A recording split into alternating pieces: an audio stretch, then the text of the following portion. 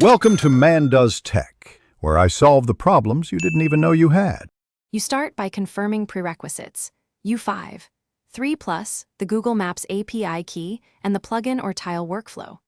Once you have the API key, enable the Maps SDK and static maps in the Cloud Console and copy the key. Make sure Unreal has networking enabled and that you can access the plugin marketplace or GitHub release. Then, add the plugin to your project by placing it in the Plugins folder or enabling it in Edit Right Arrow Plugins. This initiates the integration pipeline. Once the plugin is active, you configure it.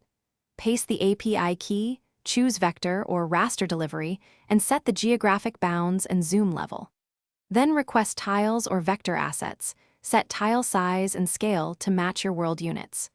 Import the downloaded images or GeoJSON to the content browser and convert them into textures or procedural meshes. Make sure to create materials from textures and apply them to landscape or mesh components so your maps render correctly in the scene. To finish, align map coordinates by converting latitude/longitude into Unreal units and set the world origin near the map to preserve precision. Once done, add LODs, enable streaming, and bake collisions to optimize performance for large maps.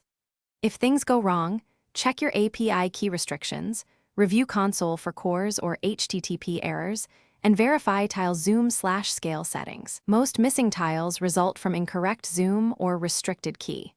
Finally,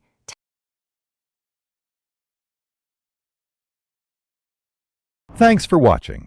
If you found this helpful, don't forget to like and subscribe.